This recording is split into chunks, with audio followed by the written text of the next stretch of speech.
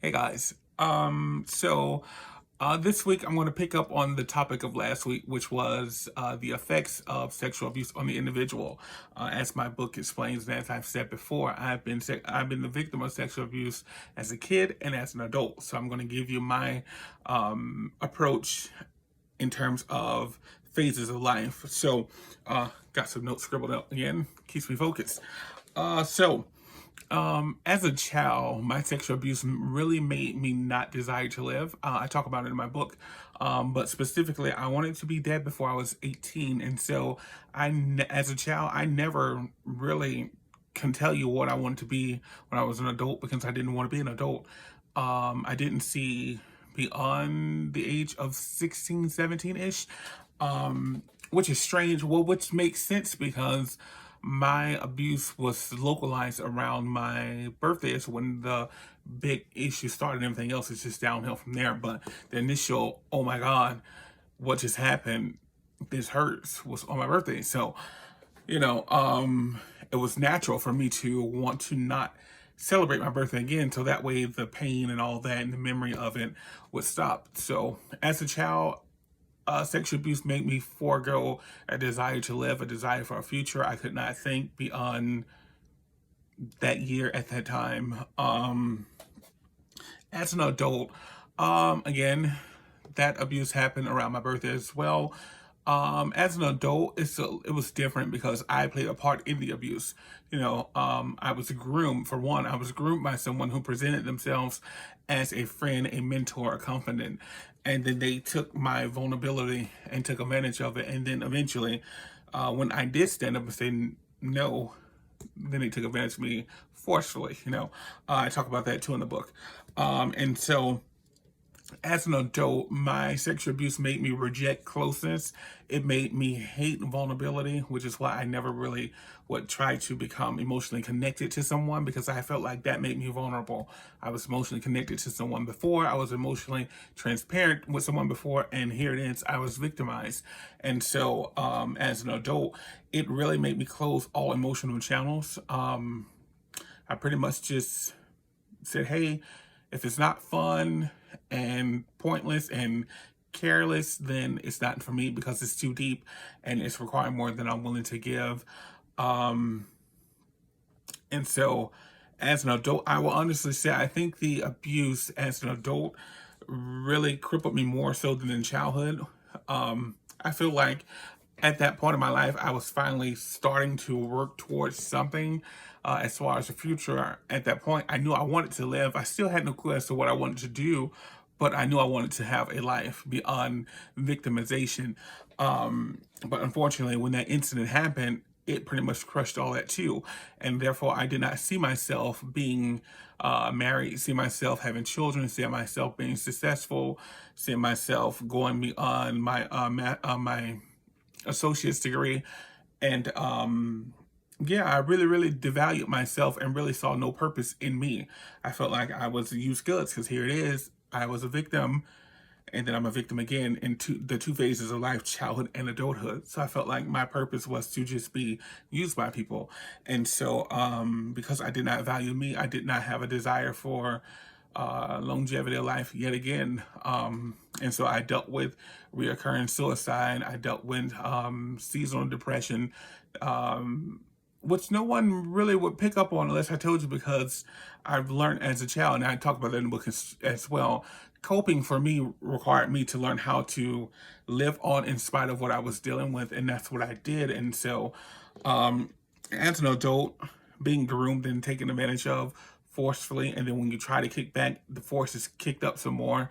It's just like, it will crush an individual, and so as an adult, I pretty much had no clear path as to where I wanted to be in life.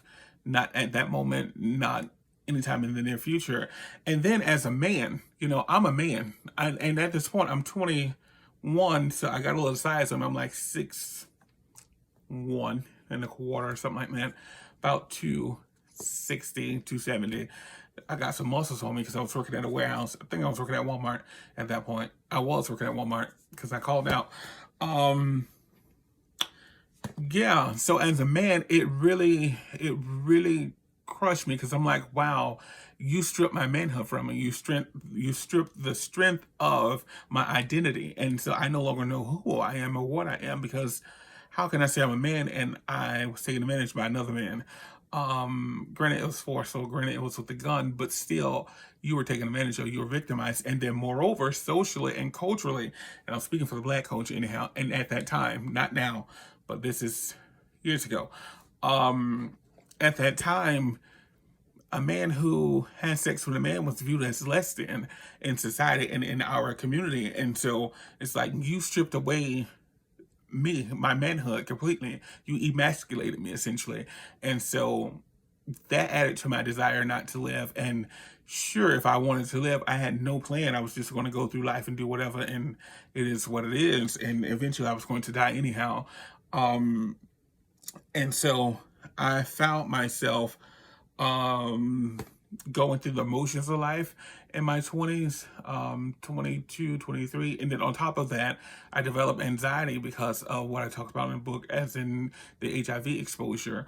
um and so, yeah, as an adult, I think honestly, as a child, it was easier for me to wrap my mind around what had happened because I had the support of my family, and I had the support of my church, and I had the support of my immediate surroundings, as far as my neighbor who I was really cool with. Um, but more so as a child, I had no responsibility in the matter. I was a kid, I was impressionable. I was not assumed to exert strength because I was a kid.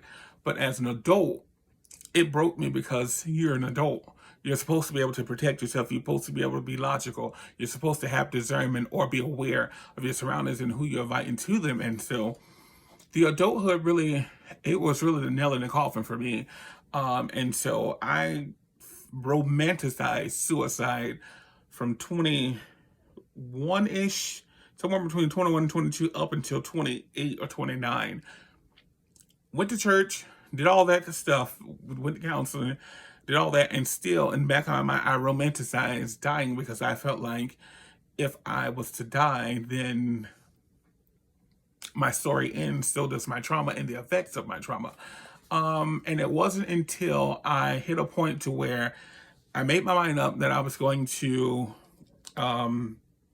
was going to move away from family, move out of state. I was going to live my life carelessly. I was going to throw myself to the wind, go with the wind, have no clear plan, go work whatever job I can find. And then I went to sleep and had a dream about myself after I moved. And I was like, wow, why am I working dead end jobs and I'm college educated? Why do I not have a vehicle and I have savings? Why am I living in the lowest area in that city? And that it just didn't make sense to me. And so I woke up and was like, okay, well, maybe that was a sign. Maybe I'm not supposed to leave. But I still made my mind up that I was going to leave. And then I went to the church that I attend now. And the pastors, I've told them several times, and I will always tell them they actually saved my life because I planned to go to church just because my mom invited me. And I was going to put in my 2 week notice a week or two after that, and I was just going to move. And then, in spite of the beckoning of God to say, hey, that's not my plan, my purpose for you, there's nothing there for you, don't do it. In spite the people telling me I don't hear God saying that, I don't see wisdom. Wisdom alone says don't do it because you're not ready, you're not mature, you're not stable, you're not solid in who you are or how you are to move off that far. You've only recently started to pull away the scabs and really deal with the issues under. But at the point, I was ready to go. And so I go to church, and then my pastor and her husband, co-pastor, is what I'll call him. I refer to him as co-pastor. They spoke life into me, and they ignited something in me, a desire to live. And I knew then that was my church home, but I knew then, James, you got to live beyond the hurt and beyond all of that. And so in that moment, I made the decision that, hey, I'm going to continue to unpack what I started in counseling. I'm going to go back to counseling. I'm going to work through all of it, and I'm going to try to figure out what life is now. And so now we have it. I'm 2 years from that point, and now I desired to live. I desired to have a family. I never thought I would have children because I felt like if I had children, if something was to happen to my child, similar to what happened to me, it would probably cause me to lose my mind and my freedom because I'm going to jail. And I don't think I can bear it. But wisdom and prayer says, if you heal yourself, if something was like that to happen, though I would do my best to try to avoid it happening, but my mom did her best and yet it still happened.